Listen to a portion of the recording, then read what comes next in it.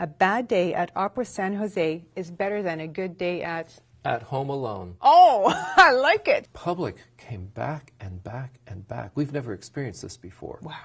I think it is a profound lack of cohesion. Oh.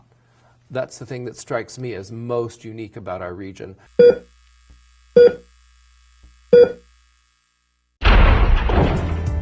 Welcome to Silicon Valley Business Pulse, your online news magazine that features in-depth conversations with people from business, politics, and the arts, with your host, Esme St. James.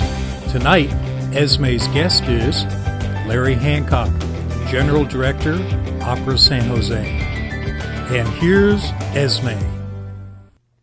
Welcome, everyone, to the Silicon Valley Business Pulse. I'm your host, Esme St. James. Today we have a very special guest, Larry Hancock, Director of Opera San Jose. Welcome to the show, Larry. Thank you, Esme. You're very welcome. Larry, I can see that you're very passionate about your work. Tell me, what do you love about it the most? I can tell you what just happened to me, which is the best thing that has ever happened to me in 30-some years of doing this. Okay, please do. We brought a new opera into the world. Really? Yes, we did a world premiere here in San Jose, Where Angels Fear to Tread, based on Ian Forster's novel. And it was just an astonishingly happy experience from the beginning to the end. It was a work I truly believed in. I loved the story. I thought the composer was brilliant in his application of setting it.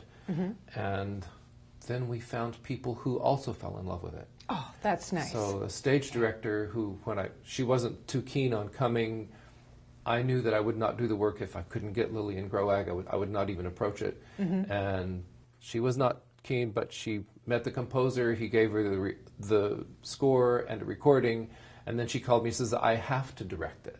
I have to direct it. And all the designers, they all responded the same way. No, I must do it. I have to do it. The singers got so enveloped in their roles. The conductor was not all that enthusiastic at first, but ultimately came to love it very deeply.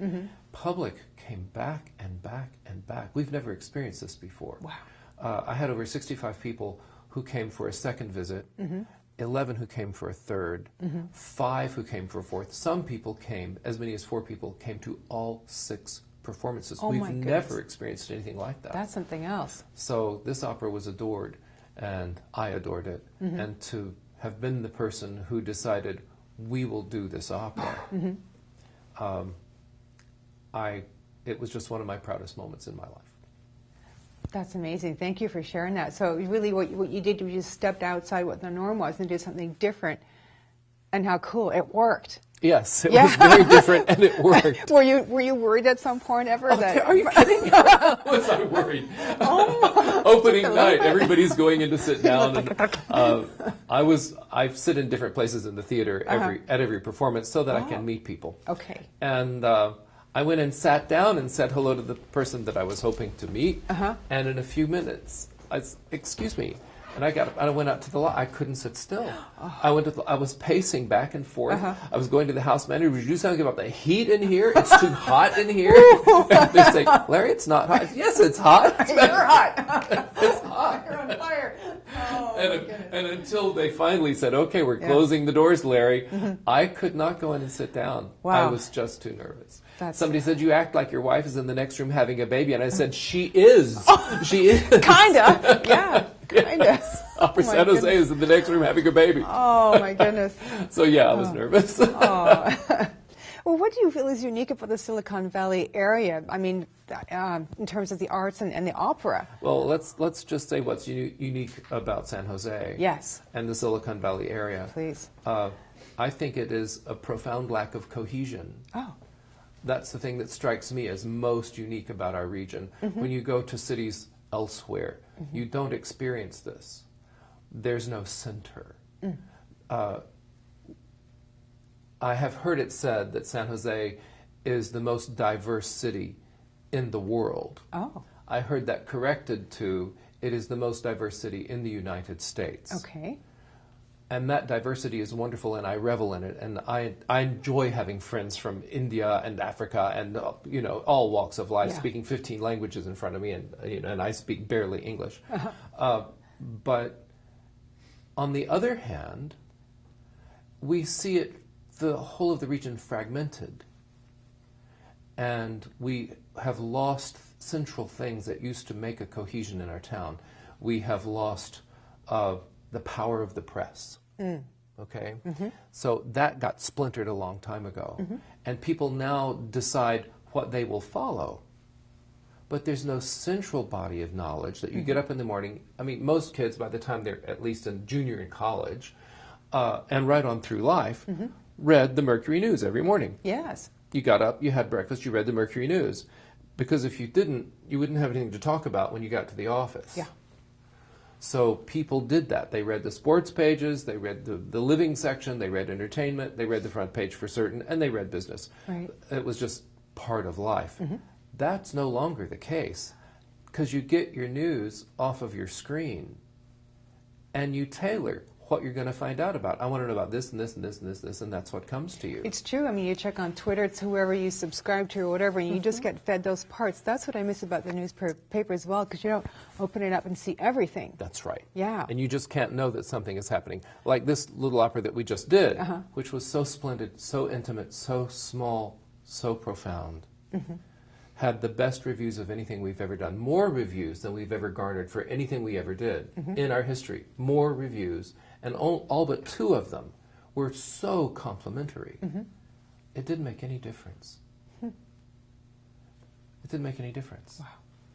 Amazing. So, yeah, that's the thing that I feel is most profound about our region. I just got back from Kansas City, where you don't have that sense at all. It's quite the opposite. It feels all very tight-knit. And Kansas City is, if you take both Kansas cities, you know, one on the other side of the river, right? Yeah. If you take both of them together, it's more than 800,000 people, so that's roughly San Jose. But it's very different here. Do you feel, Larry, that because the Silicon Valley area is so technology-based, that there is somehow a lack of appreciation for the arts, for the culture, and perhaps for the opera? I would say there is a lack of appreciation for European culture here. Okay. But I would hold it to that, to European culture, Western culture, as we used to call it. There's a wonderful book out. I'm going to plug a book. Go for it. I'm all ears. It's called Juvenescence. It just came out. I found it in the New York Review and immediately ordered it up. And it's a slender book, so it's a quick read. It comes from a guy at Stanford, and I think his name is Harrison. And it sort of gives you the history of how we got here to this very unwillingness to look back at where we've come from. Interesting. That the gaze is all forward. Yeah. As a matter of fact, the gaze in our valley is so forward, it centers a great deal on science fiction. That's true. Because it's looking to a forward that's very far forward. Yeah, where are we going? Where are we going? Not like, oh, where did we come from? Yeah, exactly. Yeah. And this guy says that no other time in all of human history has that been the case. And he's wondering what kind of society is going to emerge from a society that is not grounded in its own history. Yeah. And these things are unappreciated by young folks coming up who are trying to figure out the next cool app. Right. It's really the new world in so many ways here, kind of like the Wild Wild West with all the technology and the internet and everything. And so it's kind of scary that some things fall by the wayside, like you said, European culture and even some of the regular arts around here. I'm curious, did the stock market crash in 2008 affect your business a lot? Because I know you've been in this business for quite a while. Kicked us in the teeth. Oof. But so did the disaster in 2001. Yeah. And so did the disaster in the 80s. It's cyclical. Yeah. And we have survived for 30 years. And so we've seen 3 of these really hard down cycles. In your time. Yeah. Yeah. How did you deal with that? Well, from the first day, Opera San Jose brought in just a little bit more money than it spent, and that went into savings. And as we were covering our annual operating expenses through regular fundraising and ticket sales and other earned revenue, we were able, if sudden money arrived, unexpected money arrived, windfalls, they were all able to go into a cash reserve so that at the end of a quarter of a century, that cash reserve was sitting right on the edge of $4 million. Well, the stock market in recent few years has been doing really gangbusters, right?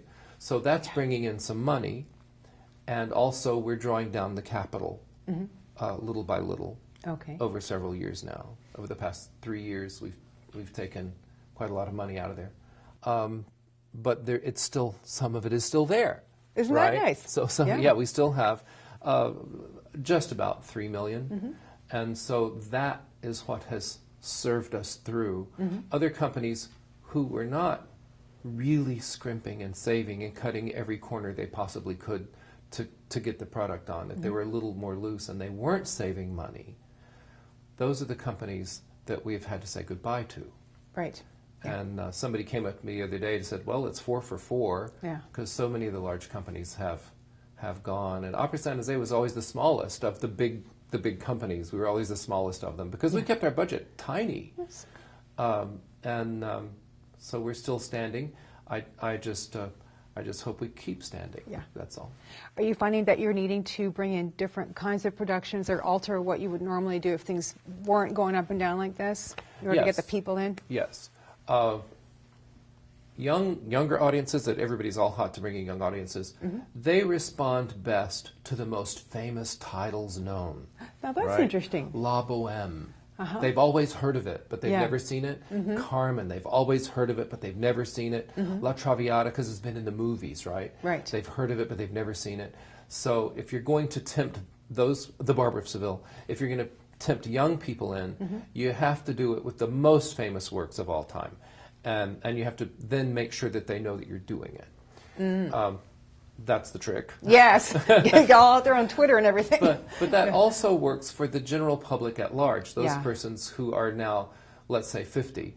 I have a theory that it's mostly folks who have reached 45 or 50 years of age for whom opera is the most meaningful.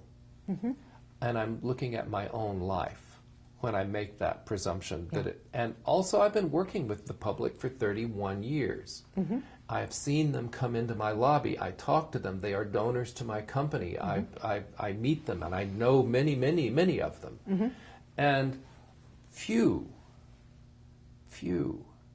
had a living experience of opera in their youth.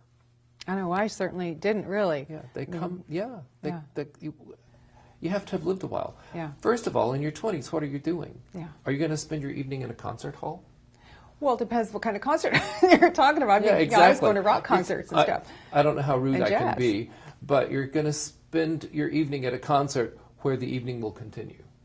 Well, that's not rude. That's just a fact of life Where the for evening most will of us continue, at that age. Right? In your 20s, that's what you're doing. And what are you doing in your 30s? You're raising the children that you conceived after the concert, right? Yeah, exactly. And in your 30s, you're trying to get them through college, and that is expensive. In your 40s, you're still not finished with that.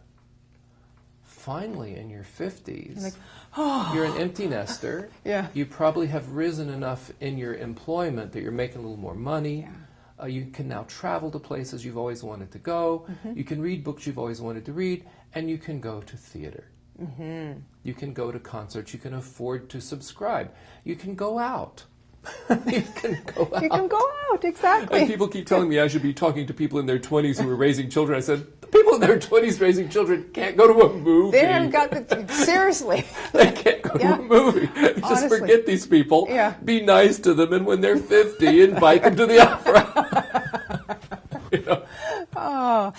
But yet you still make the effort to get them in, which is great because you're kind of like, grooming them to come in later. Well, we do have a lot of outreach to youth. We're in schools. We bring, for 8 performances a year, young people are brought to the theater free of charge, just for them, performances just for them. Boy, you should have heard the kids at the world premiere. Really? They went nuts because the basic premise in this was a father's love for his infant. And the infant was killed. And these kids are young enough that they really still depend on their parents, right? Because they're young, 4th, 5th, 6th, 7th, 8th grade. There's some of that them into their 30s around here. And to see the dedication of this man, his adoration Yeah. of his little 8-month-old boy. They went ape for it. Wow. And I think that was the longest, loudest applause it got was from the kids. It's amazing. Yeah. Wow. So yeah, we do reach out to young people, absolutely. And we have a Phantom Night at the Opera, which is sort of geared for young singles. That's on Friday nights. And then we do performances in corporations, at Google, at Apple, at Applied Materials. I think they went to Applied Materials this year. eBay, PayPal, Oracle, and performances at the noontime. And then we have people who then show up at the theater from those things. Yeah. Fantastic. I want to take a little break for a sponsor, but after that, I want to hear about your inspiration for this business. All right, let's take a break for our sponsor now. Hi there, I'm Esme St. James, President of the Style Force, image consulting for men and women. When working with me, my clients feel more confident, get more business, and actually even get a little boost in their love lives. I simply love the transformation that happens when my clients put the pieces into motion and actually do what it takes to become who they're meant to be. Esme St. James with the Style Force, where first impressions become success stories. Hi, I'm Dan Powers, producer of Silicon Valley Business Pulse, and thanks for watching. If you or someone that you know wants to be on our show and be interviewed, just let me know. My contact information is right here. Also, sponsorships are available. Advertising with us is easy, and it is a great way to reach out to the deeply diverse demographic that makes Silicon Valley so unique. I look forward to hearing from you. Well, welcome back, everyone. We're here with Silicon Valley Business Pulse. I'm Esme St. James, your host, with Larry Hancock, General Director of Opera San Jose. Larry, I have a question for you. I have to read it off the paper because I couldn't memorize it. Please complete the following sentence. A bad day at Opera San Jose is better than a good day at... At home alone. Oh, I like it. That's cute. I need a little excitement and tension in life, and and Opera San Jose provides it in abundance. So you got the drama. Yes. Yes. Oh, you never know. You walk in thinking you're going to do one thing, and you don't get to it all day long for 35 other things that crop up. So yeah, I'm sure it keeps you hopping nonstop, huh? It's an active life. Yeah, and you love it. I do. Yeah, it's true. Great.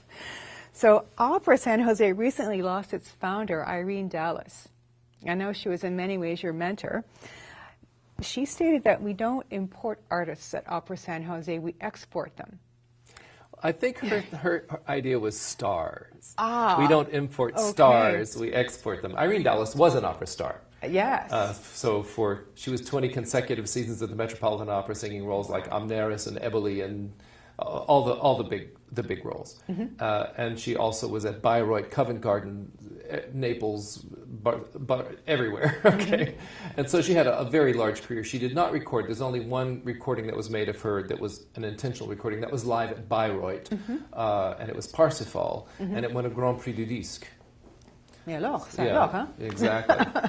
So, but the idea of bringing stars to San Jose to perform, you see in the provinces, which is certainly what we were back when Irene came here in the 70s to return home, there were not opera companies all over the United States. And if you were going to hear opera, you probably heard the San Francisco Opera even if you lived in Los Angeles, you were going to hear the San Francisco Opera on tour. Or you back east, you would hear the Metropolitan Opera on tour. They had certain cities they went to every year. And therefore, opera itself was imported. And it was an all-star cast. Okay. Coming from the Met, coming from San Francisco. Yeah. So that was her point, was no, we will not be bringing Pavarotti and Milnes to San Jose. No, we will create our own Pavarottis and Cheryl Milneses, and we will send those people out into the world. So that was where she was coming from. And the way she did this was to create something that is unique in this country even yet today, and that is a resident company of singers. Okay. Now, this is the norm in Germany. Smaller houses, in Germany they label their houses A, B, C, and D. So an A house is Berlin, is Vienna, right? The big houses. And they bring in, just like the Metropolitan does, they bring in big stars for every single thing. But those little ones, Those C&D houses, they don't do that. Oh, They hire young singers coming up. okay. And they are hired by the season. They're there for the whole season. Mm-hmm. And they perform all the roles that their voice is suitable for. Okay. They don't just come and sing Amneris all season and leave. No, they're doing a range of things. And she felt that the 2 years she spent in Oldenburg doing that when she was in her 20s, that formed the foundation on which she built her whole career. The roles she learned there introduced her then to the Berlin Opera and the Metropolitan Opera. And she was at 31 at the Met in a big starring role, right? Her first appearance there was opposite U.C. Björling, Cesare Siepi, and she was just 31. Wow, that's so young. That's crazy. Yeah, as Eboli, 31 at the Met. So at any rate, she felt that this was all made possible by 2 years in Oldenburg and 2 years in Berlin, where she was singing a huge range of roles. Yeah, that would definitely be great to broaden your spectrum and your Give you talents. a repertory that you can sell. Yeah. Give you some roles that you can market. It's a heck of a resume. Yeah, Yes. exactly. Yeah. So that's what she decided to do. She was at San Jose State. They had 85 students in the opera workshop, and she's going, well, many of these people are beyond their graduate degrees, and they are ready to launch careers, but there's no place. Oh, They all have to go to Europe, as she had to do. They're all going to have to go to Europe yeah. in order to launch a career. And she said, that's just not right. It's not right. That's right. So she decided she was going to make an opera company like the one in Oldenburg here in San Jose. And in 1988, she began that. The opera company was founded in 84. And in 88, she started with the first two singers, Elena Lepalainen and Doug Nagel. And the next year, she added Susan Gundunas and Dan Montez. And it just kept growing until she got to 8. And then it sort of stabilized at 8, which is roughly 2 casts of one opera. Is it hard to keep the good talent here since you're creating them? Yeah, the problem is money more than Yeah. anything else. Okay. There are a lot of opera companies in America now. Yeah, right? I guess. Yeah, there are a lot of them. And so these people have opportunities. Yeah. We've always said that you shouldn't stay here more than 4 years. Okay. 4 years should be Yeah. how long you stay. And then by then you've got 12 or 16 roles, and almost all of them leading roles. Yeah. So you should be able to spring into other cities at that point. And spread your wings a bit. And do something. And Yeah. get an agent. It should go for you. Yeah.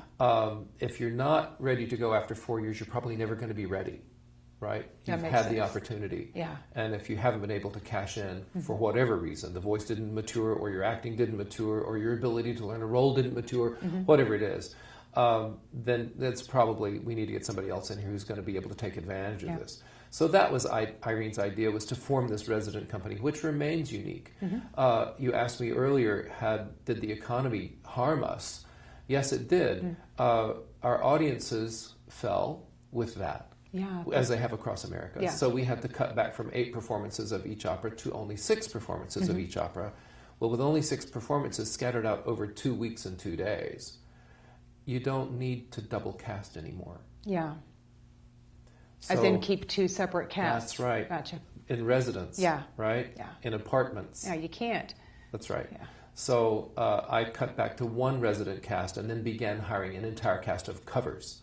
So the cost artistically was still pretty high, but it made more sense for the singers here who would be singing the role 6 times through unless they were ill, rather than 3 times. Much more sense to sing it Yeah. 6 times.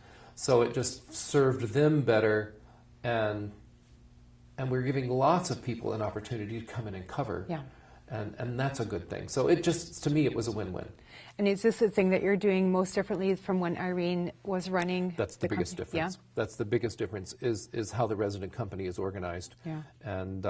and how we choose them. Also, Irene expected singers to come to San Jose to audition. I go to New York and audition singers. Well, why not? I So- mean, it would want I don't know. to. You've never sat through singer auditions, have Okay, you? no, I've auditioned, but not for singing. But yeah. Well, singing auditions, it's 7 minutes per artist. We. And you can hear quite a lot of artists in 10 hours, and then your ears start to bleed. Yeah, you need earplugs after a while, or earmuffs or something. So, but Yeah. we do spend normally about 3 days in New York Yeah. hearing singers for about 8 to 10 hours a day for 3 my days. gosh, yeah, that's intense. And then we also have many, many auditions here. We just had an audition here yesterday. Okay. So we're hearing singers constantly. The Bay Area has a lot of talent in it, by the way. It does. It Yeah. really does. We were auditioning singers in New York who were from here. Now that's kind of crazy, huh? Go figure. Yeah, who were from here. Come back. And who we hadn't met. And so it was a my great goodness. delight for us. So Yeah. our Blanche in the streetcar named Desire lives in Berkeley. Oh my We goodness. would never have met her if we didn't go to hold auditions in New York. She'd been singing in Europe. She was just moved back. Yeah. Well, Irene came back. Yes, Yeah. that's right. But but at any rate, yes. Auditioning singers and forming the resident company. I also increased the pay for the residents. Okay. As a matter of fact, I increased the pay for all artists. That's good. From what was done before, so I can attract a higher level of competency. Yeah. Which, by the way, has really paid off. That's a smart move. Yeah. I wanted to ask you, I know you have some pretty exciting productions coming up. Could you be willing to share with us a little bit about that? The next one coming is the Magic Flute. That's Mozart. And it's among his most popular of all things because kids like it. It's magic, right? Yeah. Okay, you have a wicked queen, and you have the great wise father, and you have Tamino who has to fight a dragon, and all these things. Oh, that's all this stuff goes on. Yeah, he faints. Oh, yeah. He faints. But that's the whole point of the opera: is he goes from being a prince who's a bit precious to becoming a reasonable, rational man who is no longer fooled by the things that he was frightened of before. So that's the journey of the Magic Flute. And it's quite, it's just a big production. And I'm so happy we found special funding for this production because we couldn't afford to build it. The set designs arrived and we could have built a quarter of this. Oh, so it's elaborate, huh? So yeah, I sent it back to the designer and said, we can't build this. You need to do it over. So comes a whole new concept. Yeah. And it was just as big. Oh, no! But we found special funding, so it will be a more elaborate set than we normally put on stage, which is good for a magic opera, right? Oh, you have to have the magic. You have to have the set. Yeah. Otherwise. So, it's finally, at last, something as Mozart actually envisioned it to be. It's a production the way Mozart planned it. It's 18th century costumes in Egypt. Ooh. Now you're talking. with pyramids and palm trees, okay? Oh, but wonderful. 18th century Watteau gowns and all that kind of stuff and frock coats and the whole thing. And so I'm totally thrilled. I can tell you're very excited about it. Yeah, I'm your totally whole thrilled. face lights up when you talk about it. Yeah, I'm really looking forward to it. And I hope kids will show up. And who doesn't love Mozart? That's one of my favorite composers. Yeah, fantastic. Profound. Wow. A profound man. Yeah. Larry, thank you so much for joining us. It's been an absolute pleasure having you on the show. And best of luck with the Magic Flute. Wonderful. Thank you, Esme. It was a delight to be here. You're very welcome. Well, that's it for today. Thank you so much, everyone, for joining us with Silicon Valley Business Pulse. Have a great day, and we hope to see you soon.